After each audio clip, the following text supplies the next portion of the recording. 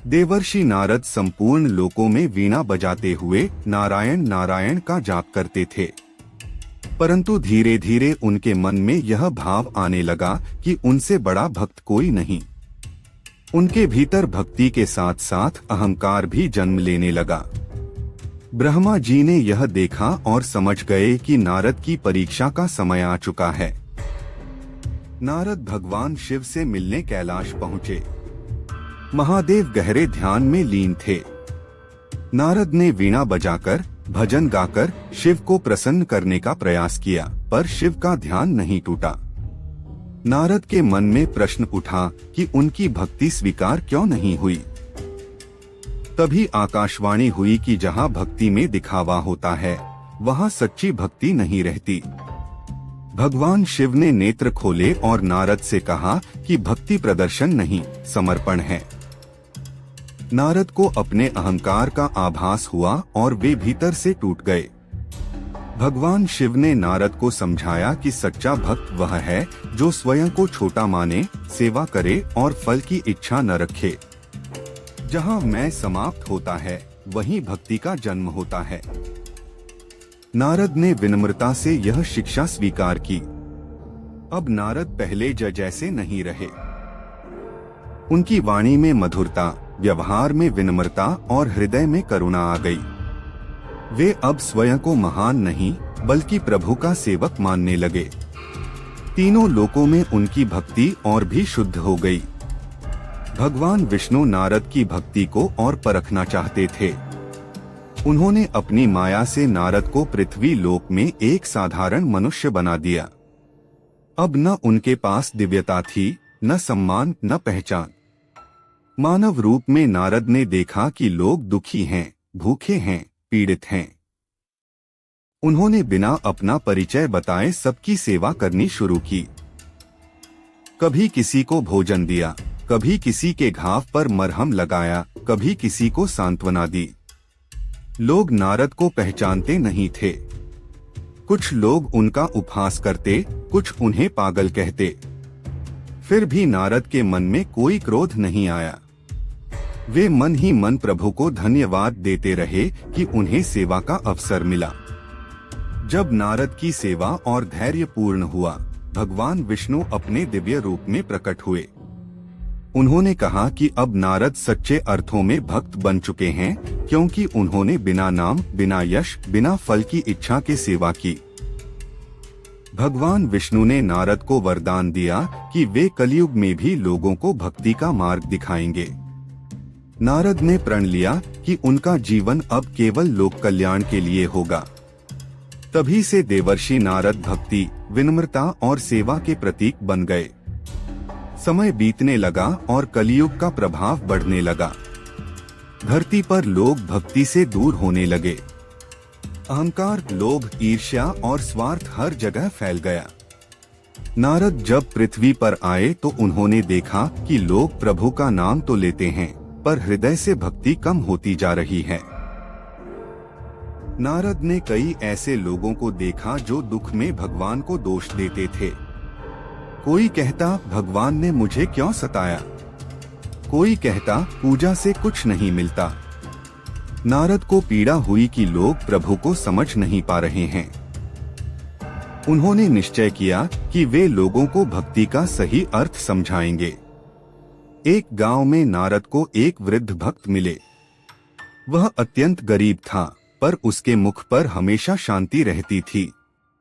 वह रोज केवल एक दिया जलाकर प्रभु का स्मरण करता था। नारद ने उससे पूछा, तुम्हारे पास कुछ नहीं, फिर भी तुम इतने शांत कैसे हो। वृद्ध भक्त बोला, मेरे पास प्रभु का नाम है और नाम ही सबसे बड़ा धन है। यह सुनकर नारद का हृदय आनंद से भर गया। कुछ समय बाद उस स्त्री का पुत्र धीरे धीरे स्वस्थ होने लगा। गांव के लोग यह देखकर आश्चर्य करने लगे। उस स्त्री ने कहा, यह कोई चमत्कार नहीं, यह प्रभु पर विश्वास का फल है। नारद को अत्यंत आनंद हुआ कि लोगों में सही भक्ति का बीज अंकुरित हो रहा है। नारद समझ गए कि सच्ची भक्ति बड़े यज्ञों, दिखावे और आडंबर में नहीं होती। सच्ची भक्ति तो सरल हृदय, सच्चे भाव और प्रभु पर पूर्ण विश्वास में होती है। उन्होंने लोगों को यही संदेश देना शुरू किया कि प्रभु प्रेम चाहते हैं, प्रदर्शन नहीं। अब नारद गांव-गांव, नगर-नगर जाकर लोगों को भक्ति का मार्ग समझाने लगे। वे कहते, भगवान मंदिर में भी हैं और हर उस हृदय में भी हैं जहां प्रेम, करुणा और सत्य है। धीरे धीरे लोगों के जीवन में परिवर्तन आने लगा। उनके भीतर फिर से श्रद्धा और विश्वास जागने लगा। नारद जब एक नगर पहुँचे तो उन्होंने देखा कि लोग पूजा तो कर रहे थे, लेकिन उनके हृदय में प्रेम और श्रद्धा कम थी। नारद ने नगरवासियों से कहा, भक्ति दिखाने से नहीं, हृदय से होने पर ही प्रभु को प्रसन्न करती है। धीरे धीरे लोग नारद की बातों को समझने लगे और उनके जीवन में शांति आने लगी। नारद ने बच्चों को भी भक्ति का मार्ग दिखाया। वे कहते, प्रभु को पाने के लिए बड़ी पूजा या यज्ञ की आवश्यकता नहीं। सच्चा भक्ति हृदय से होती है, छोटे छोटे कर्मों में होती है। बच्चे प्रभु के नाम का जाप कर अपनी सरल भक्ति से खुश रहते थे। नारद को देखकर नगर में सभी को यह समझ आया कि भक्ति में सरलता और निष्कलंक हृदय सबसे महत्वपूर्ण है। नारद ने नगर के लोगों को समझाया कि भक्ति में गुरु का मार्गदर्शन बहुत महत्वपूर्ण है। वह कहते, सच्चा गुरु केवल नाम का नहीं, कर्म और भक्ति में सुधार करने वाला होना चाहिए। उन्होंने स्वयं अपनी शिक्षा और अनुभव साझा किए ताकि लोग सही मार्ग पर चलें। नारद की शिक्षा और सेवा के कारण धीरे धीरे नगर में परिवर्तन आने लगा। लोग अधिक शांत और सहयोगी बन गए। भूखे लोगों को भोजन मिलने लगा, झगड़े कम होने लगे और हर व्यक्ति अपने कर्तव्यों और भक्ति में तत्पर होने लगा। नगर में अब श्रद्धा और प्रेम का वातावरण बन गया। नारद ने कहा, भक्ति केवल मंदिर में नहीं होती, भक्ति तो जीवन के हर कार्य में होती है। सच्ची भक्ति वह है जो सेवा, करुणा, प्रेम और ईश्वर पर विश्वास से भरी हो। उन्होंने संकल्प लिया कि वे आगे भी हर नगर और गांव में यही संदेश फैलाते रहेंगे। नारद जब आगे बढ़े तो उन्होंने देखा कि कई स्थानों पर लोग भक्ति के नाम पर पाखंड फैला रहे हैं। कुछ लोग भोले भक्तों को डराकर धन लेते थे, कुछ लोग चमत्कार दिखाने का नाटक करते थे। नारद को यह देखकर बहुत दुख हुआ। उन्होंने लोगों को समझाया कि सच्ची भक्ति भय से नहीं, प्रेम से होती है। एक नगर में नारद की भेंट एक गरीब माँ से हुई। उसका पुत्र बीमार था, घर में कुछ भी नहीं था। फिर भी वह रोज प्रभु के सामने दीपक जलाकर कहती, हे प्रभु, जो भी होगा आपकी इच्छा से होगा। नारद ने देखा कि दुख में भी उसका विश्वास अडिग था। उन्हें समझ आ गया कि यही सच्ची भक्ति है।